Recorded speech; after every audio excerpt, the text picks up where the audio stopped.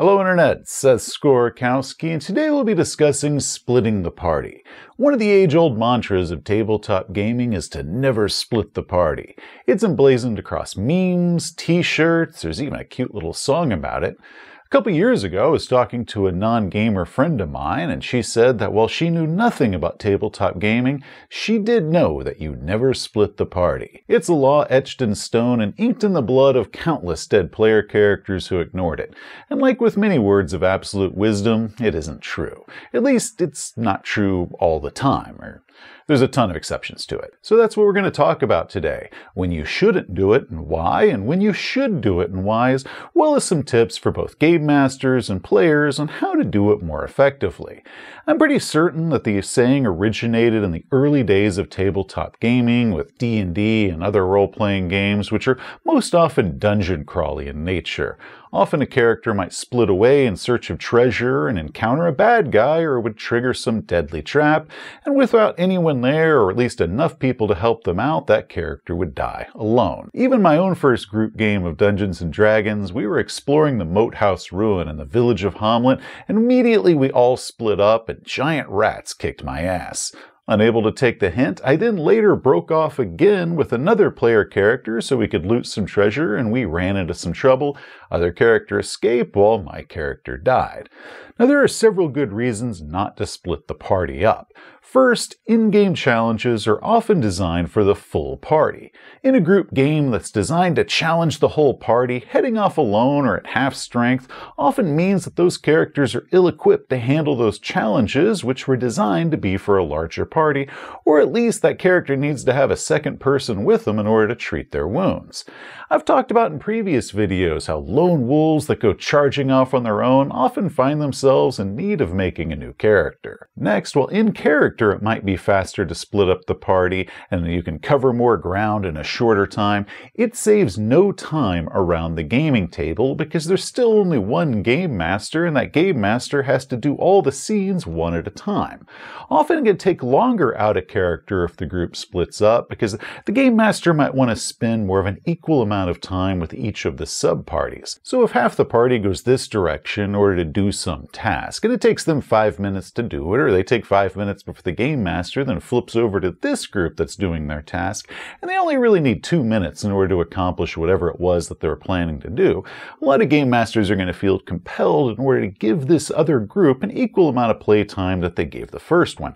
So instead of it just taking 7 minutes that it would have taken if, the group had just stuck together and gone to one location and then to the other, it's now going to take the table 10 minutes to complete the same amount of tasks. Next, it can be harder for the game master to run.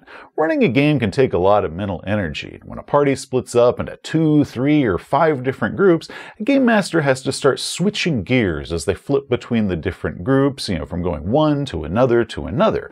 This can lead to them making some mistakes or just wearing their brains out faster, which can lessen the overall quality of the game. Another problem is that it reduces the other players into spectators. So let's say your group splits off into 3 different directions. A game master gives 5 minutes to each subgroup, rotating their attention around the table. That now means that the members of each subgroup have to wait 10 minutes before they're allowed to have their turn again, meaning that they're really only getting to play 20 minutes out of every hour, and the rest of the time they're just watching other people play, and they're not really able to join in because their characters aren't present at whatever is going on, and this can lead to a lot of boredom and frustration, which not only diminishes the fun of those players, but it can also hurt their own ability to play once the camera flips back to them and they have to get themselves started up again in order to play out whatever the scene is that they're playing. Okay, so those are all really valid reasons not to split the party up. Some of those are character reasons, while others are for player reasons. Now, some people might argue that your character not splitting up the party for player reasons is really just metagaming, and I guess technically it is, but as I've talked about before, there is a good metagaming to ensure a more enjoyable game for everyone around the table. So now let's flip this around and discuss when and why player characters should split up the party. First, when there's little to no threat. In a dungeon or in a haunted castle, when you know that there's deadly monsters and traps around every corner and that everything there is trying to get you and trying to kill you, dividing your forces is probably not in your best interest to do. But if the characters are in a town or in some location that feels reasonably safe to them, such as they're going shopping, the characters might reasonably decide to split up. If the characters feel safe, it's a bit ridiculous that they're now refusing to let each other out of each other's sights. Next, it's great for short recons. So you and your party are outside the villain's stronghold, and you want to check the place out before you go charging inside or starting your heist. Two of the characters, maybe a rogue and a tracker, have great stealth skills. They could do this with no problems at all. However, you also have a heavy fighter that's in big shiny armor, and they can't sneak at all, and they're going to surely get spotted if they try to sneak up on this place. So it just makes a lot more sense that there are those two stealth characters to do a quick little scouting mission, gather their intelligence, and bring that back to the rest of the party than it would be for everyone to go on this scouting mission, thus just increasing their chances of getting spotted by the bad guys. It's also good for short thief runs. Burglars are gonna burgle, and if the PCs are hanging out in some urban environment where between adventures, a rogue character might take that opportunity to use some of those rogue skills that they got. I mean, after all, they probably chose to play a rogue in the first place just so they could use those rogue skills. And as long as it's a short side job of, breaking into a house or plundering a merchant's strongbox, that should be perfectly fine for them to do. But the key to that is that it's short. If the player runs off and takes far too long or engages in combats or otherwise just starts hogging all the session time and taking that away from everyone else, then that can be problematic for the reasons that we've already discussed. So if they want to do a longer thief run, they might want to instead discuss doing a one-on-one adventure or a two-on-one game where they can have the game master's undivided attention and they really aren't going to end up stealing time from the rest of the players around the table. It also works great for personal agendas. Some characters have their own agendas. Sometimes it might be linked to their backstory, or maybe it's tied to some other reason, like they're being blackmailed and forced to do something against their will and doing something that they don't want the other characters to know about or possibly see for whatever reason it is. And that gives them a great reason to then head off alone for a bit, do their business, and then come back to the rest of the group. The Aliens role-playing game requires that each character have their own personal agenda, which really helps encourage that the players to split up from time to time. Maybe under the excuse that they're going to go fetch an item or repair some engines and then perform their own agenda unobserved. Ticking time clocks might also require that the party split. I mentioned earlier how splitting up in order to save time out a character doesn't really work that way around the table, but there are times that the party might need to split up in order to speed things up inside the game, such as the player characters of 1 hour before the bomb explodes or the city sinks below the waves of the ocean. But before it does, or in order to stop it, the player characters first have to complete 3 tasks. Now they don't have time to do all these tasks just one after another, so they have to split up in order to finish all these tasks before the time runs out on them. So players, if you are facing a ticking time clock situation, don't stick to the mantra of never split up the party, because that's going to start working against you in that situation. And game masters, if you want to encourage that your players split the party up from time to time, using a ticking time clock is a pretty good way to do it. Splitting the party is also great for horror games. I've talked about this before in a dedicated video, but the feeling of isolation and vulnerability of being alone really helps ratchet the fear up. Now with horror, players are understandably a bit more hesitant to split the party up, so game masters might need to step in and kind of help push that along, sort of encourage it and give ways to kind of make the characters have to split up for whatever reason it is. Alright, so there's a few good reasons to split up the party or not to split up the party. And because this is a decision in order to split up the party, something that's most often done by the players rather than by the game masters, it's really up to the players to gauge when it's most appropriate that they try to do so. Now one other tip, and this isn't really about whether you should or shouldn't do it, but more like how you should do it, is to schedule when you're going to meet back up. If the player characters arrive in a town or at the adventure location and they just break off in all their own directions with no set rendezvous time, it can cause some directionless wandering because no one really knows what to do and where to go, and that can suck up a lot more time in order to get them back together. So if you say, I'm going to check out the lighthouse and pick up a couple supplies and we'll meet back up at the hotel this evening, or I'm going to walk the perimeter of this building while you're checking out stuff in the library. If you don't hear back from me in 15 minutes, you better come and find me. That establishes a timeline for all the players and for the characters, because once the player is done with whatever task it was that they were going to go do on their own or, with a smaller portion of the group, that can kind of help them determine if they've got enough time after that's complete, when they should get back together and where they should get back together. But otherwise, the player could just say, you know what, hey, I'm done with whatever it was. I'm going to go back to the meeting spot and just wait for the rest of the group to arrive. The second reason this is handy is because it helps the game master plan out what events might occur once the group is split, because they know what the plan is among the different players and the characters. Otherwise, the players, once they're done with whatever their task is, might just aimlessly wander around, soaking up more time. So having a rendezvous that's established before the characters break up really helps establish focus in getting the group back together and keeping the game on track. Okay, Game Masters, so your group has decided to split up. Maybe that's by design and some sort of great plan that you put in motion early on, or maybe they just decide to do this completely on your own and now you're scrambling and sweating bullets trying to keep the game flowing. No problem. First, let them split up. Don't tell them that they can't split up. Hopefully they'll know how not to get themselves into trouble. Hopefully they watch this video. But if they do, it can make for a really valuable learning experience on the value of teamwork. Next, rotate attention between the subparties. Remember that the longer you spend with one group is the longer that the rest of the group is going to be sitting there and watching and not playing the game. So try to keep it pretty tight, and I recommend that you try to keep it under 5 minutes that you pay attention to each different group of the party.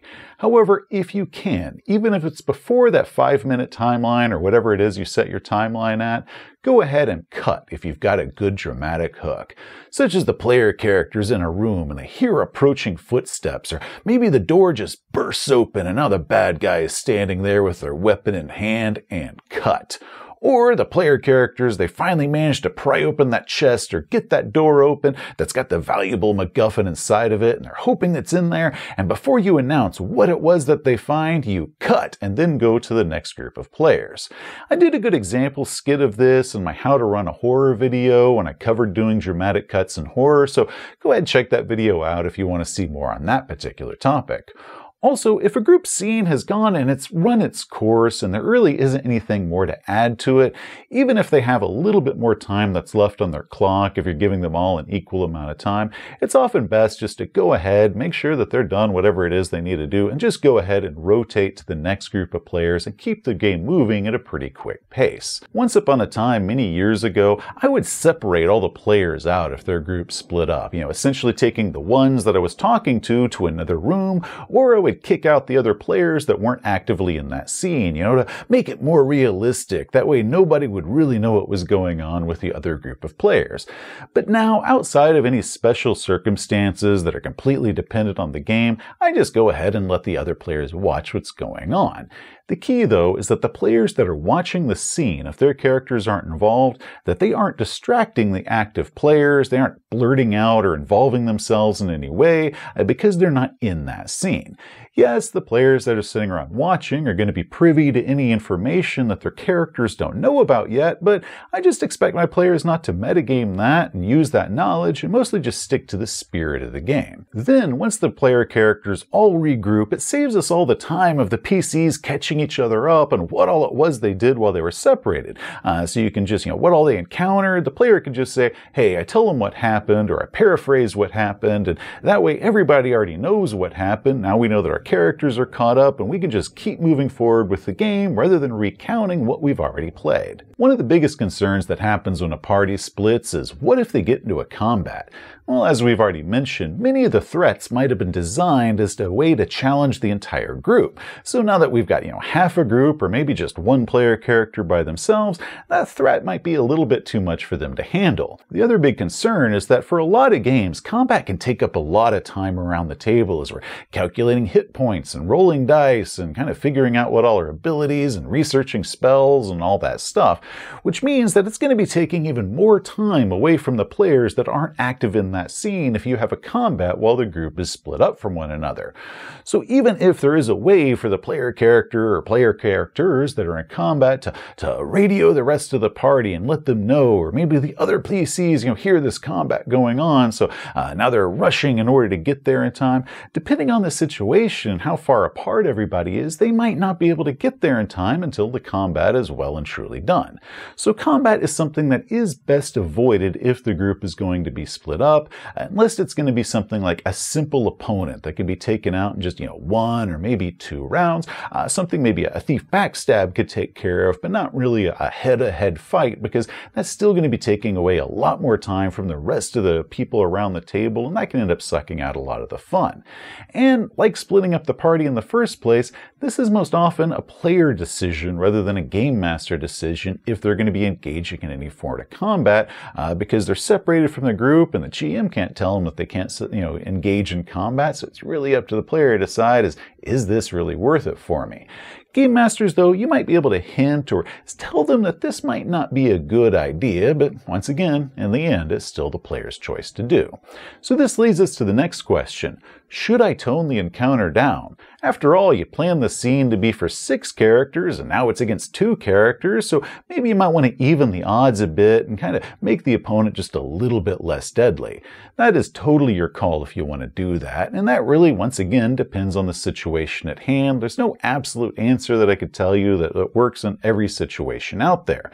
But for me, generally speaking, if the characters knew that this was a high-threat environment, such as they're in a dungeon that's teeming with bad guys, and they still chose to split up and go all their separate directions, then I'm going to be less inclined to tone it down, because there was plenty of hints that this was not a good environment to split the party.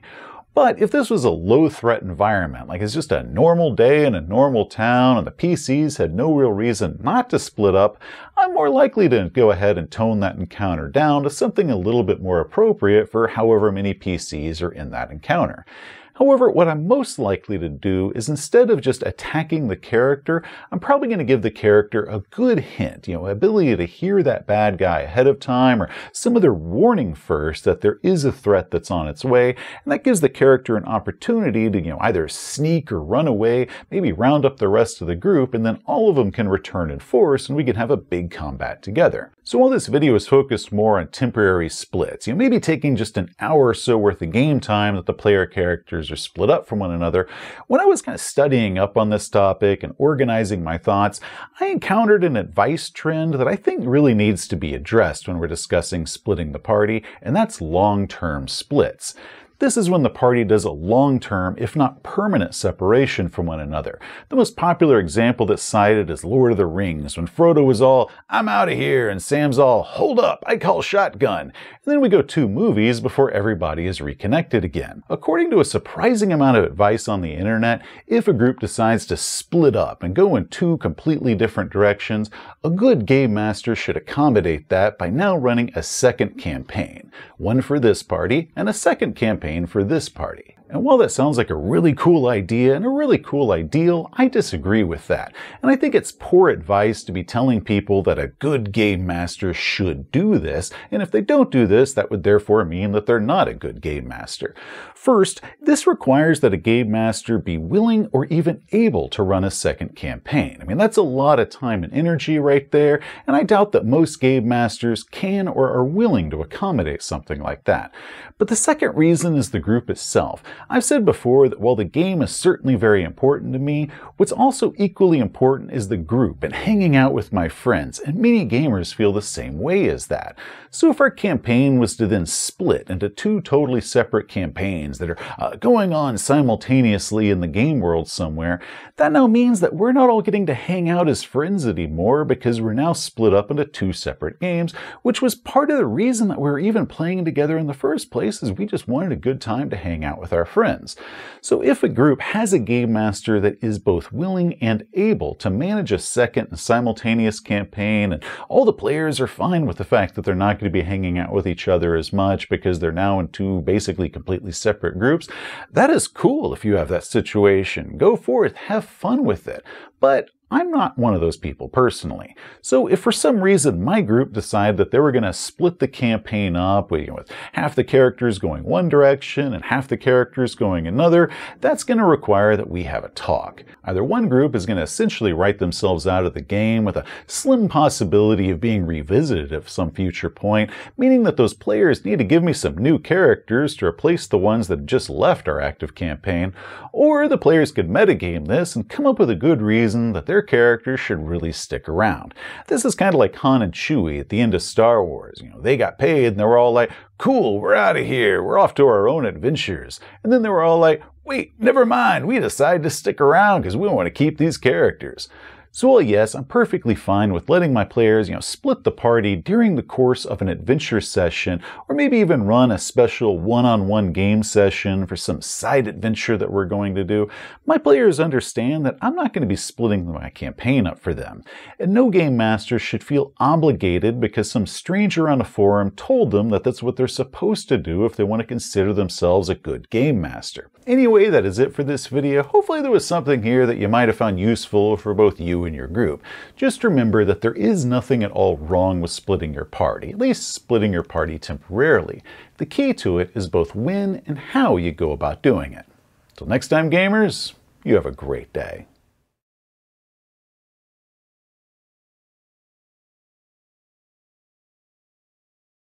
Flashing colored lights and the smell of fried food greet you as you emerge from the funhouse and back onto the midway. Well, that was a bust. Well, we at least got to rule it out. This is the last night of the carnival, guys. If we don't find that cannibal clown tonight, he is gonna get away. I say we go back to the fortune teller. Something about her seems suspicious to me. Todd, remember that constitution check that you failed earlier? Yeah? Well, that hot dog that you ate earlier is not sitting well, and you need to use the bathroom, like, right now. Uh-oh. Guys, you need to come to the bathroom with me. Damn right. No way are we splitting the party. You find a row of porta potties tucked behind a partition. The area stinks, and these things look like they are well past due for a cleaning. Okay, then I'm going to try to find one near the back. Wait, if he goes in there alone, something could happen to him while he's in there. We can't split the party. That's a good point.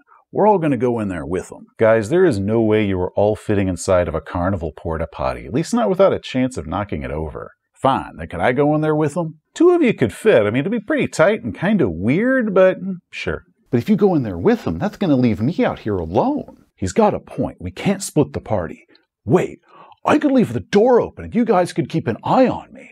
I'm not watching you poop, dude. Not again. I'll watch you poop. Thanks, dude, and I'll watch you while I'm pooping. Nah, brother, because if you and I are watching each other, then nobody is watching Dweebles. So what we're going to do is I'm going to watch you while you're taking a poop, and then you're going to watch Dweebles, and then Dweebles is going to watch me watching you take a poop. That way none of us are ever out of anybody else's sight. Sweet! Then that's our plan. Guys, it'd be okay if you actually do split up here. No way, brother. We are a party, and a party sticks together, even in the face of carny dog diarrhea.